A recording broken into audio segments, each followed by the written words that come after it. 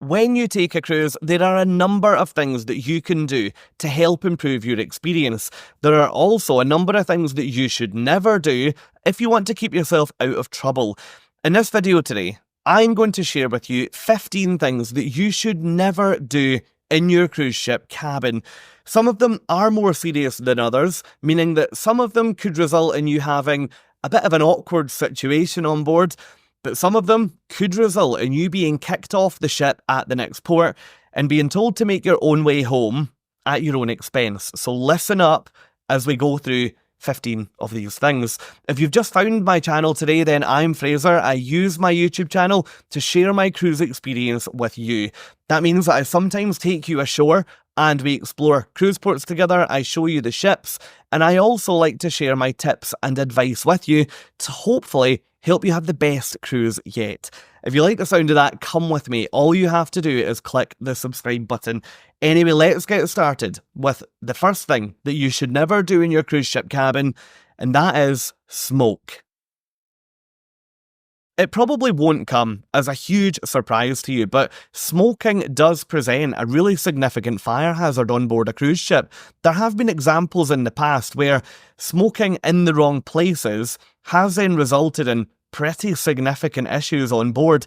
If you take the example of smoking on your balcony, for example, all it would take is for your finished cigarette to make its way further down the ship and land on a balcony, or worse yet, make its way inside a neighbour's cabin, and you can imagine you could be dealing with a pretty serious situation pretty quickly. Now, yes, okay, that could be the butt or the end of your cigarette, but that could also be something as simple as some hot ash from the end of your cigarette making its way next door and hitting off the curtain or landing on the carpet, and then you've got a fire on your hands almost straight away. Now, I'm not telling you that if you're a smoker, you're going to be in for a really rough ride and you're not going to be able to light up. That's not the case at all. What I will tell you is that you need to do a little bit of research before you get on board, or just speak to a member of crew after you board the ship to find out where exactly the smoking areas are. You'll usually find there'll be a couple of them up on the top decks. There'll be another one or two down on the promenade deck. You might also find that your casino on board is smoker friendly, and you might also find that there could be a smoking room somewhere on board the cruise ship too. So just ask the question and someone will point you in the right direction. While smoking on board a ship in your cabin is usually an absolute no-no, there is a cruise line that I cruised with last year that did actually allow this. I took a cruise with Costa Cruises in the Mediterranean, and I was really surprised to find an ashtray fixed onto my balcony wall, meaning that it was totally okay to smoke out on the balcony, and they even provided a way for me to extinguish the cigarette if I were to smoke. So generally speaking, the first thing that you should never ever do in your cruise ship cabin is smoke. Second, let's talk about lighting. We're going to talk about lighting inside the cabin and outside the cabin, but the second thing that you should never ever do in your cruise ship cabin is leave the lights either inside or outside the room on when you're not at home. There's a number of reasons for that, but the most obvious reason is if you just think about the environmental impact. If the lights are on, then more power is being consumed, meaning that that ship is going to have to work harder to generate the power. Now, okay, your one bedside lamp or your one light in the middle of the room might not cause that big an issue, but if you imagine that there are thousands of cabins on board these cruise ships, and if everybody just left all of their lights on all the time, you can imagine the amount of wasted power that these ships would be burning through. Now, when it comes to lights on the outside of the ship, the reason why this is so important is maybe a bit more of a personal one. Before I go to bed at night on a cruise, I love to stand out on my balcony and look up at the sky because it can be so dark out at sea, and that allows you some pretty incredible stargazing opportunities on a clear, dry night. Now, if I've got a totally dark wall behind me, then that means that I'll be able to see what is going on up in the sky. But if one of my neighbours has left their lights on, well, I don't really stand too much of a chance. And that's when it's really annoying because I next door cannot turn their light off. And if they're not out on the balcony, they certainly don't need that light to be on. So yes, number 2, if you're not at home, turn off the lights. The third thing that you should never do in your cruise ship cabin is decorate by sticking things onto the wall or sticking things onto your cabin door. Now don't worry, if you're one of those people that likes to decorate their cabin using magnets, it's not you I'm talking about here. You're absolutely fine. Lots of people, when they cruise, they like to decorate their cabin door or decorate the interior of the cabin with little things that they bring from home. Now that can often be their favourite fridge magnet or magnets that they potentially buy during the cruise, or potentially like a magnetic whiteboard that sticks on the cabin door. There are so many different things. The number one way to affix anything onto a wall or a door in your cabin is to use a magnet, because the majority of walls and doors on cruise ships are metal, so any magnet should in theory stick to them. I don't think I've ever been on a cruise ship that doesn't have metal walls, so yes, stick to magnets. I've seen so many people in the past use things like blue tack, white tack, various sticky adhesives that you can then plaster on the back of something and put it on the wall. I've even met people who have used glue. Yes, glue to stick things onto their cabin door. What that means is that when they then leave the ship, the poor cabin attendant is going to have to stand there and scrape all of that sticky stuff off of the door or off of the walls. If the adhesive that you've used to decorate your cabin damages the wall or damages the door, then you can expect to receive the bill for that, and that'll just be billed direct to your credit card after you've left the ship. So yes, if you'd like to decorate your cabin doors or walls, use magnets. On that note, there are so many different types of magnets that you can buy. In the description of this video, you'll find a link to my Amazon store. In that Amazon store, I have logged a whole number of things that you might enjoy taking on your cruise, and that does also include magnets. Anyway, number 3 done, let's move on to number 4. Number 4, you should never forget that your view is going to change throughout the cruise. If you're cruising in an interior or an inside cabin, then this isn't going to be an issue for you at all, because you don't have a window and you therefore don't have a view. However, if you're cruising in an ocean view or a cabin with a window, a balcony cabin, in other words, a cabin with a balcony, or a suite grade cabin, then listen up. Because a lot of people, when they take their first cruise, they find themselves in a situation where the ship is at sea. Therefore, you've got a beautiful view over the ocean. You can then find that you will go for example, a shower or a sleep, and you wake up and suddenly you've got another ship there. Or you've got something going on outside the window and you think, I've just come out the shower. Now, on a sea day, it's pretty rare that your view is going to change that much to then affect your potential privacy and dignity in your cabin. But when it's so important as a port day, lots of people wake up before the ship docks in order to make sure that they're showered, dressed and ready by the time the ship is cleared by immigration and passengers are allowed to disembark. Now that could mean that you can go for your shower in the morning and outside the bathroom would be the beautiful ocean view. And you might then come back out of the bathroom to find that the ship has docked directly across a dock from another cruise ship, meaning that suddenly your cabin is looking directly into somebody else's. I cannot imagine anything worse than having to walk across that cabin to close the windows and hoping no one had seen me. I have heard horror stories of people waking up in the morning and sleeping with, shall we say, minimal clothing on, and then realising that the ship had docked. They left the blinds open because they like to wake up and see the ocean, and they forgot that there might be another ship there. So yes, do not get caught out. While this one is really important if you're taking an ocean cruise, it's even more important if you're planning to cruise on a river. I recently took a European river cruise and I was amazed at how closely the ships there dock to each other. And in fact, sometimes in some cities, they actually attach themselves onto the side of your ship. That means that if you were to go to the bathroom and leave your blinds and your curtains open, you could be coming out of that bathroom to another bedroom right there, to the point where, yes, you could touch their window. So make sure you just remember the fact that your view will change throughout the cruise, and don't get caught out. Next one, let's talk about the do not disturb and the makeup room signage that you'll have for your cabin attendant.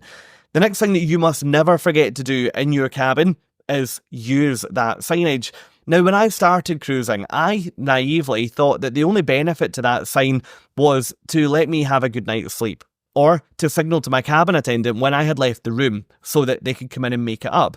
However, the more cruises that I've taken and the more cruises that I've been on, the more benefit I can see from using these little signs. Now, yes, it's not ideal if you're in bed, you're having a lie-in, you're having a lazy morning, and then your cabin attendant just walks in. Obviously, if you've got the do not disturb sign on the door, that's not going to happen. One example of when I found it particularly beneficial to use the makeup room signage was when I took a cruise where I was on board for, I think, about 3 weeks. Now, I got to know that cabin attendant pretty well, and they started telling me about their family back home and what life was like on board the ship and what their shift pattern was like. It became apparent to me that the mornings that I would get up and I would leave the cabin to maybe watch us sailing in, or I'd go and have breakfast before then coming back to the room to get ready, it was really beneficial for me to offer the makeup room sign to the cabin attendant so that they could get in and do my room early and get it done. The big benefit to them was that they could then ensure that they would get a decent length of break in the afternoon, which allowed them the opportunity to phone home. That's something that I hadn't even thought about, but to be honest, it doesn't matter to me whether my cabin is made up while I have breakfast or when I'm off the ship. And it's amazing to give that cabin attendant the luxury of a slightly longer break later in the day by allowing them to get in and sort my cabin at 7 o'clock in the morning. Number 6, you should never light a candle in your cruise ship cabin or anywhere on board the cruise ship. This is obviously so dangerous because, similar to our smoking point earlier, you're on a ship. All it would take is for that one candle to catch something nearby, or for that ship to rock a little and suddenly that candle tips over, and you've got a pretty difficult situation on your hands. Candles on board are an absolute no-no. And believe it or not, if you're celebrating a birthday on board, you won't even get a candle in your birthday cake. Most cruise lines will provide battery-operated LED candles for that purpose. And going back to my Amazon shop, if you're looking for LED tea light candles, for example, then you'll also find them in my Amazon store down in the description of this video. If you are cruising to somewhere where you find a beautiful candle shop and you'd love to bring one home, then don't worry. It's not a case of you absolutely cannot take them on board at any time. They're just a prohibited item, meaning that you cannot embark the ship with them, and if you buy them at a port, you can then just check them in with a security agent. So when you get back to the ship, all you have to do is speak to security and say, look, I've got a candle, can I hand that over and essentially surrender it now? Most cruise lines will then keep that candle or whatever that item is, and they'll either give it back to you on the final evening of your cruise, or you can pick it up inside the terminal on your final day. So don't worry if you are cruising to somewhere and would like to bring that sort of thing home as a memory. It's absolutely not a problem. But number 6, do not light a candle in your cabin. Number 7, you should never shower or have a bath in your cabin and leave the bathroom door open going into the cabin. There's a number of reasons for this, but the primary reason, to be honest, is that the smoke alarms on cruise ships are understandably pretty sensitive. If you're showering and there's a lot of hot steam and vapour coming out of that cabin bathroom, the smoke alarm will probably pick up that there's a problem and it will then begin to sound. That then means that the bridge will be notified that there's been a fire hazard in your specific cabin. You'll often then get a phone call from the captain or an officer of the watch, and you'll usually also then be visited by the firefighting team on board. Now, I don't know about you, but I think one of the most awkward things when I'm getting ready would have to be a room full of firefighters trying to figure out what the problem was when it's perfectly apparent I was just in the shower and forgot to close the door. So yes, if you're having a shower or a bath in your cabin, just keep the door shut. You're not going to be in there for a huge amount of time, and these cabin bathrooms are big enough, so you have absolutely nothing to worry about. And with that door shut, you're not going to activate the smoke alarm. The 8th thing that you should never do in your cruise ship cabin is on the topic of intimacy, and that is that if you're cruising in a cabin with a balcony, don't get intimate out there on the balcony. There are so many ways that you'll be seen out there, even if you think that you're totally on your own with a view of the ocean. First up, you, if you look that way, can only see the ocean. Yes. However, remember that you've got people on that side, probably up there, and probably down there. That's a lot of listening ears and a lot of prying eyes who could potentially see what's going on your balcony. There are also cameras all over cruise ships. Yes, obviously they're on the inside for so many reasons, but those cameras are also covering the outside to allow the captain and the bridge team and the security team full visibility of the outside of the ship.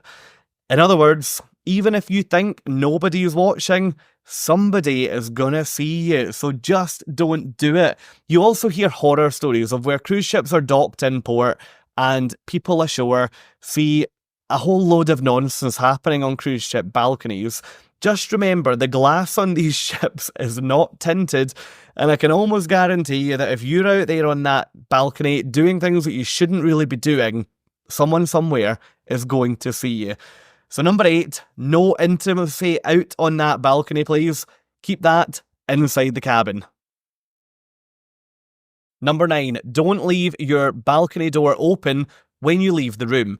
There's a number of reasons for this, but the primary one is that it then creates a bit of a wind tunnel when you try to re-enter the room. Now, I don't really understand how people can leave their balcony door open, because from a simple, even theft point of view, where I live on land, I would never leave my house and just leave the doors open. Obviously, I wouldn't do that, so I don't get why people do it at sea. Now, the wind tunnel means that when you open your cabin door, the wind pushing back in from the door will then make it incredibly difficult for you to get inside. It will then also create a little bit of a microclimate where the wind is super intense. That could mean that stuff could fly in, stuff could fly out. Oh, honestly, don't even bother with the stress of it. If you're leaving the cabin, shut the balcony door. Other reasons why you need to make sure that door's closed is that it will affect the air conditioning. So if you're cruising in a warm place and you come back to the room, that room is going to be warm. The same applies for humidity, or if you're cruising in a cold climate. Just keep it the way you want it. Keep the door shut, set your temperature, and you're fine. You also hear of people coming back to the cabin having left the door open, and suddenly they are met by wildlife in the room. That could mean little bugs. I've also heard of people coming back to the cabin and finding a bird in there. And I've also heard of people coming back to the cabin to find bats. So when I cruise, I do not want bugs, I do not want birds, and I certainly do not want bats in the cabin. So I always make sure that I shut that balcony door when I leave the room. Number 10, you should never use a brought on board iron or steamer in your cabin. The key point there is the brought on board element. Cruise ships are very strict with things that could potentially present a fire hazard. We've mentioned multiple things already in this video. Now, some cruise lines will offer laundry rooms where you can go, you can use a washer, you can use a dryer, you can also use an ironing board or things like a trouser press in there to get ready for formal night. Some will be able to lend you an approved iron or an approved steamer, but you might just have to join a line at guest services in order to just get that delivered to your room when it becomes available. There's also a number of other things that you can do to avoid being caught by the confiscated items police when you board the ship. You can bring things like wrinkle remover. I take that on all of my cruises, which again, without sounding like a broken record, is in my Amazon shop. This wrinkle remover, you just spray it onto your clothes and then pull the creases out. It's perfect, and it means that you don't need to take an iron or a steamer on your cruise. The final way that you can get creases out of your clothes, although I'm not a huge advocate of this because it's pretty bad for the environment, is that you can use the shower to steam your clothes. Now, due to the environmental impact of this, I would never recommend leaving the shower running hot while you're not in it, just to get rid of the wrinkles on your clothes. But I would say while you're in the shower, or while any of your cabin mates are showering, just leave your clothes hanging up in the bathroom, and you'll find that the vapour in that room while you're washing will then help to remove the creases and will help to remove the wrinkles. So yes, do not take an iron or a steamer on board the ship, because it will only get confiscated, and if it doesn't, you really shouldn't be using that in there anyway. Number 11, you should never make unnecessary or loud noises in your cruise ship cabin. I meet so many people who assume that cruise ship cabins are soundproof, and they are just simply not. The simple fact that they're on a ship can usually mean that they're actually nowhere near as soundproof as a lot of hotels on land. Things like a loud television can carry for multiple rooms. Things like a portable speaker for playing music, that can also carry. And even things like if you have a particularly loud or a particularly deep voice and you're talking in the cabin, that can carry next door. Now that applies to cruise ship cabins that have an interconnecting door to take you into the next room, but it also applies to cabins that don't. So number 11, you should never make unnecessary noise in order to avoid upsetting your neighbours. Number 12, let's talk about the in-room safe. You should never avoid using the safe in your cabin, and you always need to make sure that on disembarkation day, you don't forget to check that safe, to empty it and leave it unlocked. This one I feel so strongly about. I've never had anything stolen while on a cruise ship, and I genuinely think that a huge part of that is due to the fact that I always use the safe. I always, as soon as I get on board, get my passport, my valuables, my money, my wallet, everything just goes in the safe and I get it locked. That then means that I know where all of that is safely locked away. Nobody can access it because I'm the only person on that ship that knows the number or has got the key to open that safe. So yes, always make sure that you use the safe and never forget to empty it on your final morning and leave it unlocked. Number 13, don't steal. That maybe sounds a bit obvious, right? But some things you might take thinking it's either included or covered in your cruise fare, and it's not. So you'll end up being billed after the cruise. Think about things like pool towels, think about bathrobes, think about umbrellas, think about hand lotion, hand soap, shampoo. There are so many things in that cabin that are not meant to make it home with you.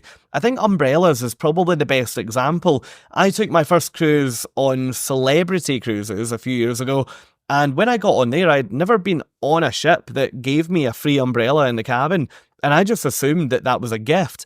Now, I didn't take that home with me, but I imagine that if I had, I probably would have been debited however much that umbrella was worth.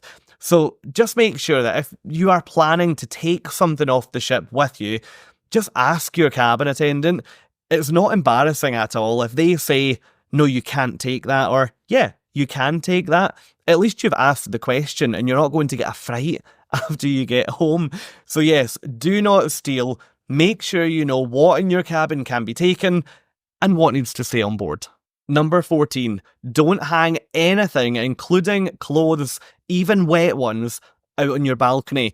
One thing I can tell you with absolute certainty, and that is that your favourite shirt or your favourite dress or your favourite hat will look much better on you than a whale. The whales do not need to be anywhere near your dress, but they will be if the wind picks up and your clothes fly off of that balcony.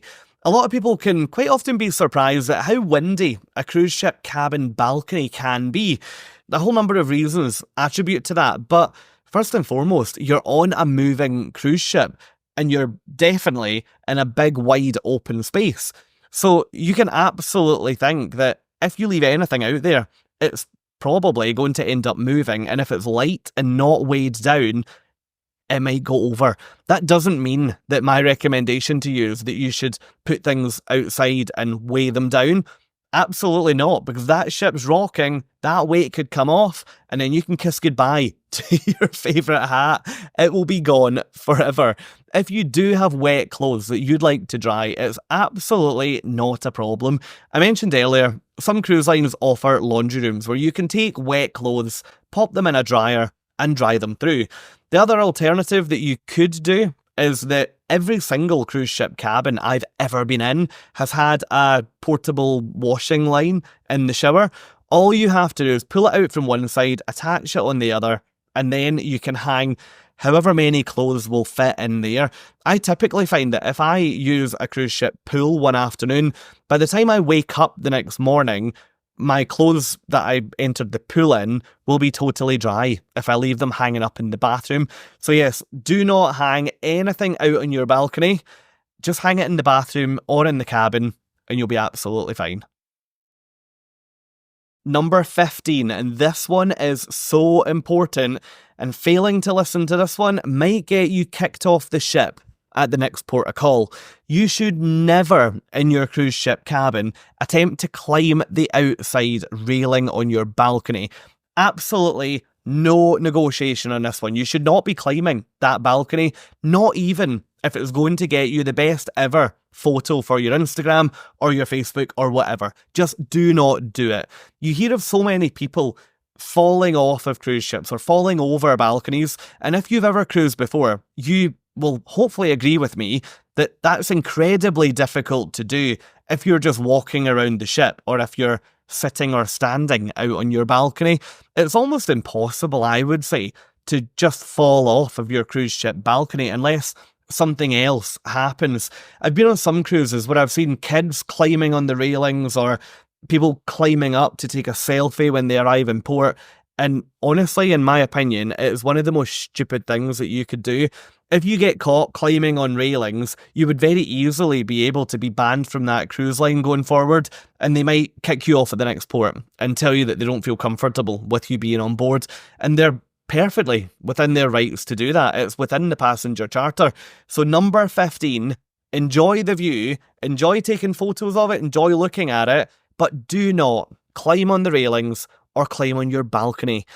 And that's it. That's 15 things that you should never ever do in your cruise ship cabin.